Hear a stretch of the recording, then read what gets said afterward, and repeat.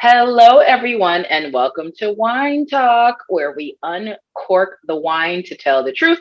This is Chrishon Lampley, and why do I do wine talks? It's actually really fun. So, what I do is I send a bottle of Love Cork Screw or the Lampley, but part of my line, to influencers, to wine enthusiasts, to sommeliers, to people in the industry from all markets, from marketing experts, you name it, to the most amazing wine professionals in the country. And I have no idea what wine they have. I have no idea which one they have until they get and we open up on the show, and then we just enjoy ourselves and have a couple of words, a couple of conversations, and a couple of sips of wine. So I'm so excited to have Jordyn Tillman here, and please tell everyone about yourself, Jordyn. Hi, everybody. I'm Jordyn. I am none of the things that Chrishon listed, Oh, from stop. influencer to expert to anything. I am the very first novice, the lowest you can go. I'm just now getting into my wine journey and loving spirits. And I show my appreciation on TikTok through highlighting Black woman-owned brands. Doesn't matter if it's wine, if it's spirits, if it's beer. There's so little of people who look like us in the industry, and I was like, I'm going to share this. As I go on my journey, I decided to take people with us, and so people seem to like it a little bit. Just a little. I love it. Well, let's toast and let's talk. So I see you have Love Corkscrews head over heels. Oh, and I see we're moving on up back there. Yes. So I had to bring it out. It adds the aesthetic, you know. That is a bottle I had left over from the summer when I was able to get to Chicago. I had someone go to the liquor store for me. I was like, I heard I can only get it here, and they found two bottles for me. One I already drank. This one I was holding on to until the next time I went to Chicago. I had to make sure I had something always there. I love it. Oh my gosh. Well, you guys, I don't know what any of my guests are going to have. So this is so cool. Head over heels. That is my number one seller in the entire country. That is my Wow. bad boy. So I'm very excited for you to test that out. So I'll So give you sorry, some time to special. open it, do your thing. Of course, And you while we're know. talking, so while you're opening it, you mentioned TikTok. Now I'm old school. I'm just now getting into TikTok as far as being able to even maneuver through it. Yeah. My team helps me because I don't know what I'm doing. I'll just be very, very honest. What is, tell me about it. Tell me why it's become such this phenomenon. Is it just because it's something new? What makes it different than all the other social media avenues? So I'm a millennial, just based on my year. I'm a millennial, so I'm closer to like Gen Z than I am certain older millennials. And so I say that because millennials will remember Vine. So Vine was a platform similar to TikTok, short form videos. Humor was slightly different. And so that TikTok is not new. It's just repackaged, like most things in our world is. And I think it's perfect for almost any generation, even though Gen Z currently has the monopoly. But I've seen everyone from all walks of life, ages enjoy it. But I think it's the simple, short form, slightly addictive behavior. It's easy-ish to blow up on it. All you need is one good video and you're kind of set. You can just take videos of your life. And I've seen people who filmed a sunset and got 20,000 views in like an hour. And I'm like, how? On the So sunset. TikTok is just kind of like a land of opportunity repackaged in something we're used to. And that's why I think it's getting the level it is now. So, okay, so I am really going to tell myself I'm a Generation Xer, and I know a lot of my followers out there are in my age group. Have you guys heard of Vine? I'd never even heard of Vine to know what she's talking about with Vine. However, we do know the TikTok, like we used to call the Google and the Facebook. We do know TikTok, and it's just amazing to me. Just how different things have taken a form as far as just social media in general, as far as the pandemic and people having more time to do a lot more creative, amazing things. And I'm seeing a lot of talent out there, whether it be comedic, whether it be editing and structure that they could turn this into so many more things. It's amazing the talent I see out there. And this is not like what they do. They're not like creative directors and artists and Maybe they should be. If I right. was a company, I would be headhunting on TikTok. I've seen full blown Dawn commercials from students who just went to CVS, grabbed a bottle of Dawn, and went back and recorded a full commercial in their dorm room. And it's something that I would see on TV. It's like amazing quality. The talent out there is unreal. So that's why I enjoy TikTok. It's exposing people to all new sorts of opportunities that we wouldn't have had before. Now let's dive into, we're going to take a toast and then we're going to dive into wine and spirits. So cheers, chin chin to life, love, and happiness. Mm.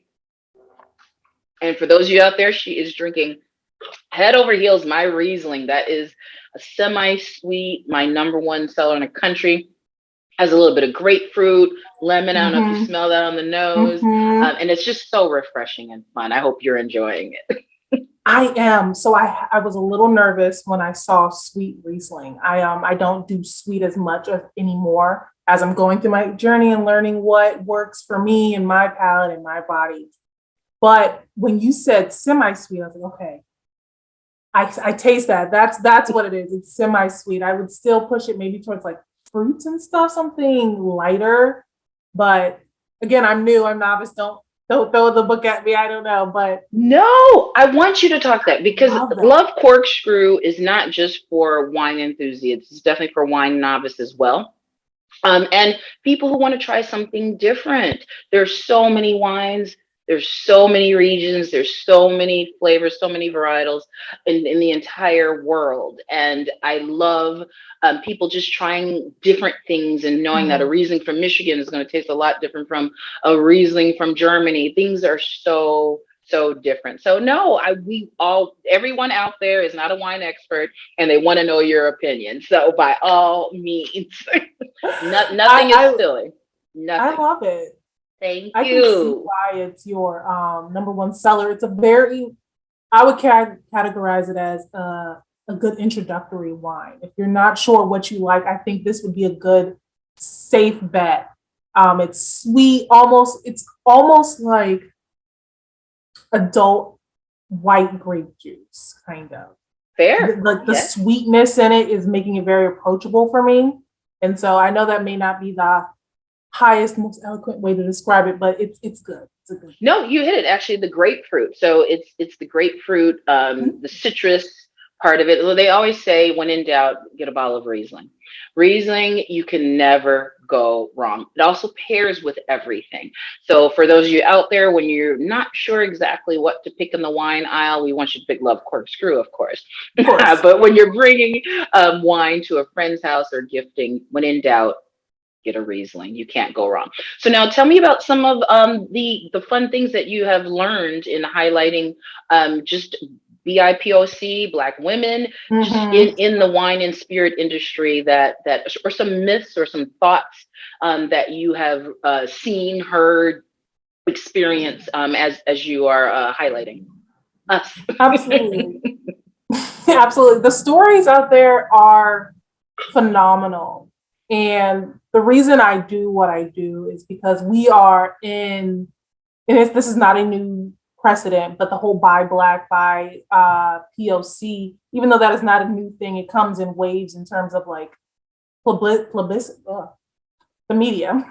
But in this faction, I've never seen anyone quite focus on spirit. So that's why I chose to take through this lane and in reading stories from Fawn Weaver with Uncle Nearest. That story was phenomenal. And I'm sure it was only a small group of people who have ever heard it. I know I didn't hear it until I learned about Uncle Nearest. Similar to yours, you were in sales, correct? Correct. And you completely flipped your life around and you took, even though the industry wasn't the same, you took what you knew and you put it here. And now it's in the stores. You're doing whole shows. Like, I would call you a success. So what is impressive to me when I'm doing my highlighting and looking for new companies to promote on my TikTok is what makes us special. We don't always have the easiest time getting loans or grants or even just the know-how on how to get started. So all of these business owners who are to the level they are, where they are creating their love project and pushing it out there, is amazing. Um, One of my favorite stories is the only Black owned winery in Napa, Brown Estate. Yes. How is there only one Black owned winery in Napa? That's amazing to me. How is Uncle Nearest the recipe for the original? We all won't even say the other brand. Right. I was about to say, and I stopped myself. We don't need to mention them because they were an easy choice for me growing up, and so now I've switched. And so for me, it's the stories of the people who we wouldn't otherwise hear about. And it's been interesting. It's been a long journey. For those of you out there, I've been doing this a long time. Love Cork's has been around 9 years. And I will say that just the progression I have seen has been amazing. Is it ridiculous in the sense that there's less than 1% of us? It's absolutely absurd. It's asinine. However, the progression that I've seen, when I first started out, I just remember not being able to find a Black lawyer that knew about my licensing, not being able to utilize some Black distributors that would be, I needed to be distributed around the country. Didn't exist. There's just a lot of progression that I have seen happen in the industry, and definitely in that spirit world. What's your thoughts? And I know this might be somewhat controversial. What's your thoughts on celebrities versus Fawn, myself, making it an industry that doesn't look like us, as opposed to celebrities that are jumping on the bandwagon? I had to throw that out there. You had to. For me, it's okay. We're gonna say it. It doesn't feel as authentic as a Chrishon Lampley, as a Fawn Weaver, as the Brown family, the people who are actually learning the trade, working the grapes, picking the elements, putting their heart and body and soul 24/7. This is their livelihood. Versus someone who may have had a brand opportunity, a chance to just put their name on something. And so they'll go see the factory once or twice, they'll promote it, but are they really involved? Am I really buying Black? Like, who's the second in command of the company? Who's that? Maybe who's the actual CEO? Who's working it? Who's getting the equity and the payoff from the energy in this brand? Are they people who look like us? Are they POCs? Or are they the traditional people you would find in these roles? So for me, I haven't highlighted any celebrity, like proper celebrity spirits and wines, because in my mind, it's, am I really benefiting the audience? Am I really benefiting the audience I'm going for? Am I really buying Black? Am I really putting my money where I'm trying to go? And so they're out there. It's cute to say, oh, I bought a bottle of the Snoop Dogg wine or the Mary J. Blige wine, but it doesn't feel as authentic to me. I'd rather buy a Love Cork Screw, knowing that this is what Chrishon does all day, every day. This is her baby. All day, every day. And, I'm glad that you said that, because it's really, I love the points that you made, definitely about being authentic, really living and breathing in the particular industry. And I like that statement as a whole. In any industry we're in, and anything that we decide to take on, authenticity is number one. And you have a story, and people believe you and buy into your story. At the end of the day, none of us are recreating the wheel. However, we all are different, and we have something different to bring, and we have a different story, and we have a different journey. That's in anything. And as long as you stay true to who you are, people will buy into you in whatever that is, a product, a service, and you have to keep going. What I tend to see is a lot of the people who are doing more of the licensing and such, that they give up. They thought it was going to be an industry that was going to be very lucrative very quickly. And it is not. It is not, y'all. This industry is, you don't make as much money as you think, because it takes a lot of time. There's 3-tier system. There's so much for us to get around, and until we're selling in the entire world, we still got to keep going. We still can get kicked off of shelves. We still can get dropped by our distributors. This is a long process.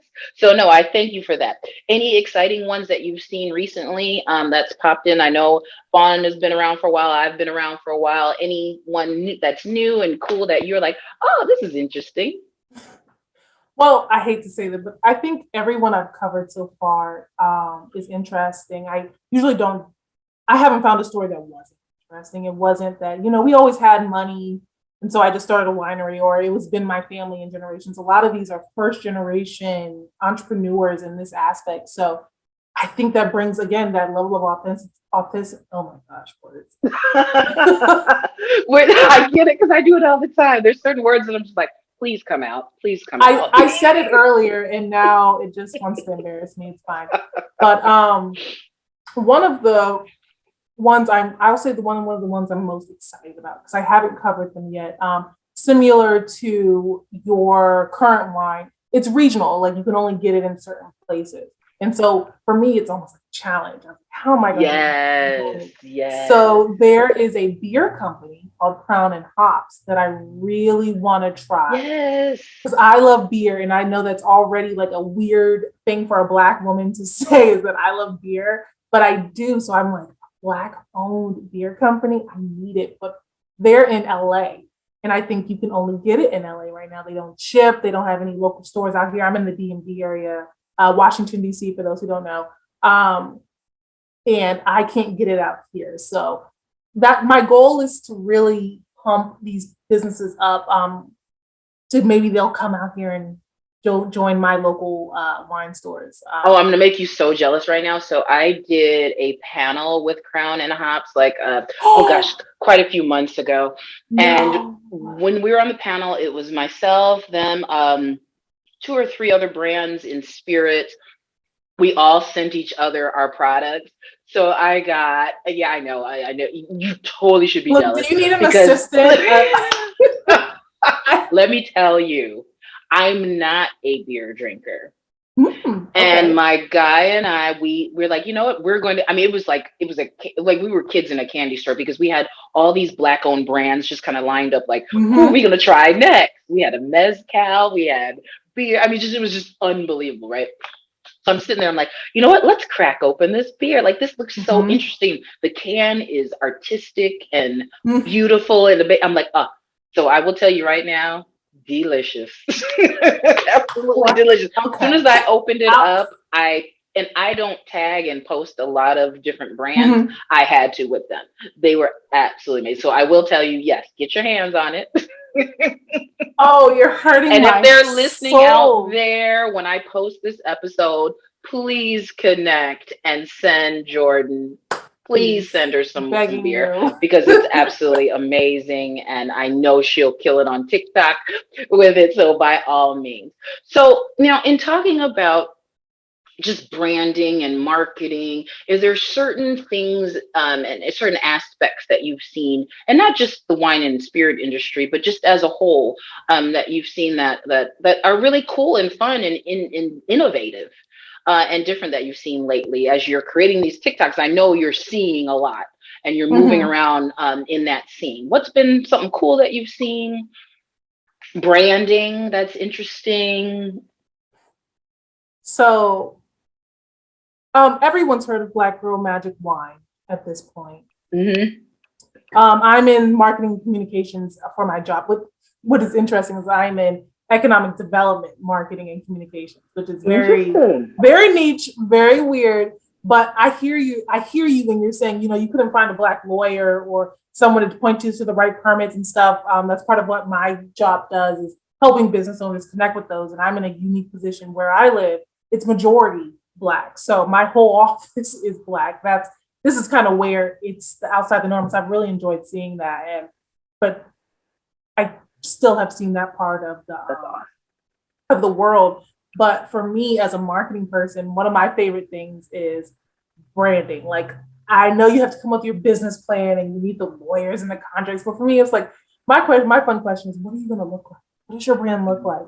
Does it, even if you're just starting out, I want your brand to look like it's been in the game for 10, 20 years. Like it can be on the shelves already. We're ready to go. We don't need anything else.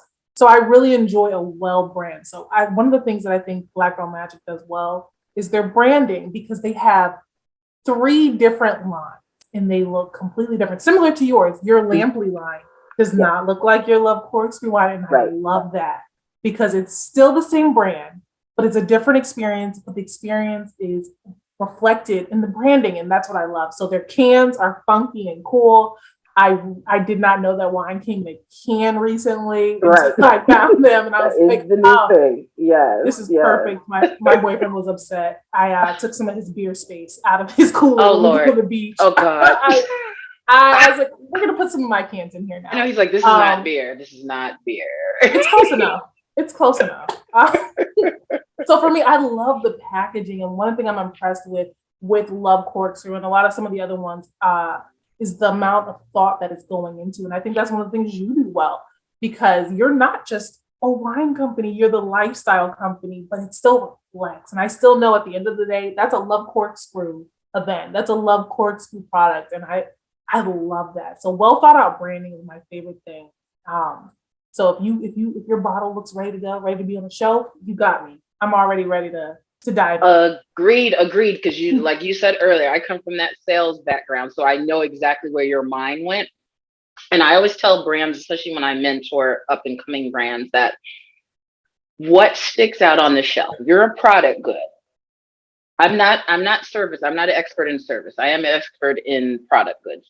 If you are a product, what's going to stick out on the shelf? What's going to be appealing? What's going to make you not blend in with each other, with everything else? In addition to that, are you speaking to the consumer? Are you speaking to yourself? And whichever one that is, whichever one you decide to do it well and do it 100% in that direction. So to your point, for me, Love Cork Screw was me speaking to the consumer. Not everyone knows how to pronounce Bordeaux, Chianti, Chenin Blanc, or they could care less too. But you're going to remember we're moving on up. You're going to remember head over heels. The Lampley, though, speaks, which is my reserve line. For those of you out there, that's my new reserve line.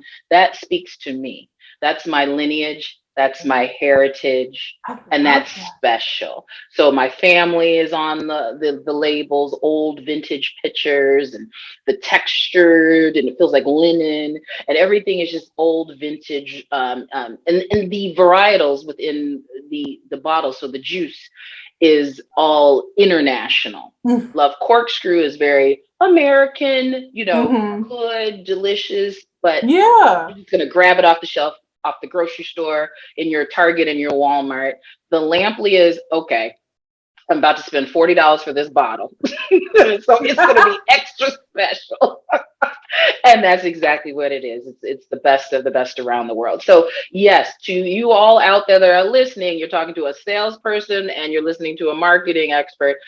Man, branding is so important. And I will say one little thing, and I'll get off my soapbox, that I always say: if you're going to spend the dollars, spend it in that before you spend the money in a photo shoot of yourself. Spend the money if you're just starting out a brand. I know we all like to say we're starting a business, so we're ready for that photo shoot. How about spend it on the brand trust and believe? And when I say this, I'm not being a jerk, y'all. Hey, 30 years ago, I was doing crazy. Oh God, I'm telling my age. The point of 20 something years ago, I was doing the same thing. Like, it's a photo shoot and I'm going to look good. But yes, years ago, in my teens, going into my 20s, I was doing stylist. I was a stylist. So I was, getting connected to all these rappers. But people gas you up and you think you're cool. You're like, oh, I need to take photos of myself and, get a professional photographer and all that stuff. And to this day, I still see that on social media where the photos are beautiful, guys. Like, trust me, I'm looking at these photos like, I need whoever your photographer is. No offense to my own photographer. Love you, Chrishon. But there's like so many amazing shoots. But I'm like, but what is your business though? You say you just started, but what is it? And then when I see some of these bottles or packaging, whatever it may, food and services, I'm like, oh. So let this be a word to those of you out there starting, that packaging and the story is very important. So lastly, tell us what's next for you, and tell everybody how to find you and what's going on. Absolutely. If you want to follow my journey on TikTok of highlighting Black and, well, I'm expanding. I started my series back in February of last year. I take a breaks every here and there for mental health, of course. And I highlighted Black and women-owned spirits and wines. I'm thinking about expanding it to include all of POC. I've gotten a great reaction. Of course, you have the haters and the people who just want to be trolls. And it's almost fun to watch sometimes because you see the comments of people who are like, this is exactly what I needed. Like, I didn't know this was an option. I didn't know that there are people who look like me in the brand. So if you go on TikTok, my handle is at JWAAT, J Watt. That's where you can find me. And I do all Black and women-owned spirits and wines. And I'm expanding into other PLCs, but I'm keeping it PLC. Also Thirsty for Diversity on Instagram. Just decided to try to expand it and really focus on putting kind of a brand behind that, highlighting POC spirits and wines. Until maybe one day I can open my own wine tasting room. That is a goal of mine. Highlighting what POC spirit makers still there. But for now, J Watt on TikTok, JWAAT, and Thirsty for Diversity on Instagram. I love it. I love it. Everyone out there, of course, you'll probably see at the bottom of the screen, Chrishon's going to add all that information. So please follow her in all those locations. And I just want to say thank you so much for doing this. Again, I just love having organic, authentic conversation and enjoying it over a glass of wine. Yay. See, simple, easy, to the point. We have some fun. So everyone out there watching, please follow her. And thanks for tuning in to this edition of Wine Talk. I'll see you guys next time.